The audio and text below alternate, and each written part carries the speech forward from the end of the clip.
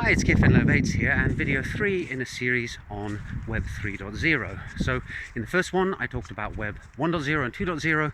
In the second one I introduced Web 3.0 backbone technology, which is, for example, the Ethereum blockchain. So the question now is, well, how does the Ethereum blockchain tie in to the web?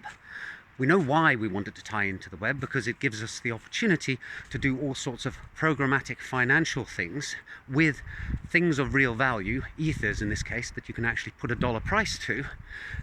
But how is this going to hook in to our familiar infrastructure of the internet and the World Wide Web?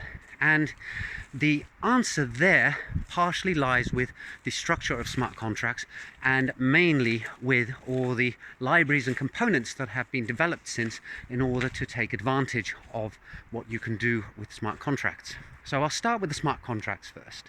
And on the Ethereum blockchain, what you can do is you can publish a small program. It's called a smart contract. I personally think it's not the world's greatest name.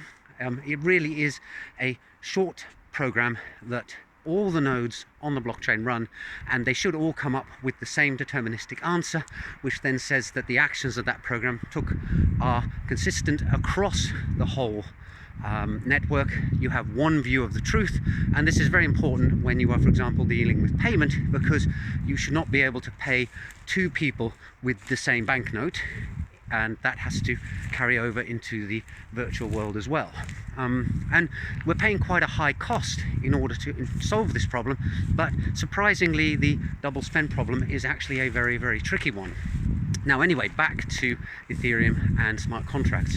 So a smart contract on the Ethereum blockchain consists of a string of bytecode, a string of ones and zeros that the machines running the nodes know how to interpret using what is known as the Ethereum virtual machine. So it's kind of a virtual computer on each node that can run these bytecode programs. And you can think of bytecode as a kind of machine code. Now, nobody likes coding in machine code, so what the Ethereum group initially provided and what has been developed on since are compilers. And also Vitalik Buterin and friends invented a programming language called Solidity, which is a bit like JavaScript.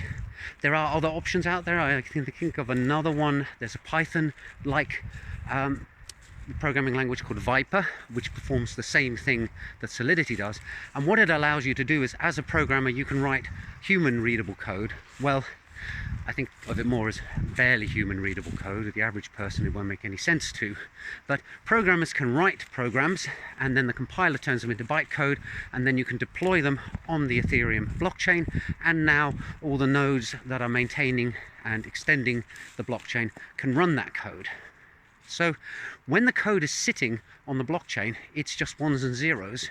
When it's in Solidity form, you have what are functions, familiar looking actions that programs can take, and we give them human readable names. So you might have, for example, made your own token, and there's a function called transfer, and that transfers the token from the current owner to a new owner.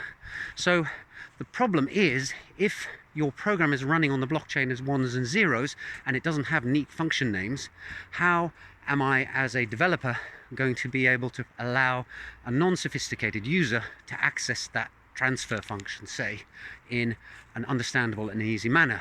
And what has been provided by the community are some libraries. Most of them are in JavaScript, because that's the common language that browsers run, and the browser acts as a window for the user onto the blockchain.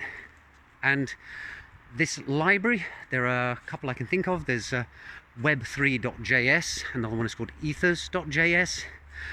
It can be imported into a web page, and then you can put all the familiar widgets that you have for web development, buttons and fields, text fields, input fields, on your web page, and you can hook them up so that you present a page which says transfer this token, and you put the address of the person you want to transfer it to in the text field, and you click the send button, and then in the back this ethers.js or web3.js springs into action, extracts the relevant information, and then hands it on to the blockchain so that your transaction can actually be mined, included on the blockchain, and confirmed. So I've introduced one component there, and if you're going to be a Web3 developer, you need to learn about Web3 or ethers.js. Now I'm going to talk briefly about another component called MetaMask, which is an example of a browser integrated blockchain wallet. Actually, I'm not going to talk about it in this video because it's gone on long enough already, so look out for the next one where I talk about wallets. Bye for now.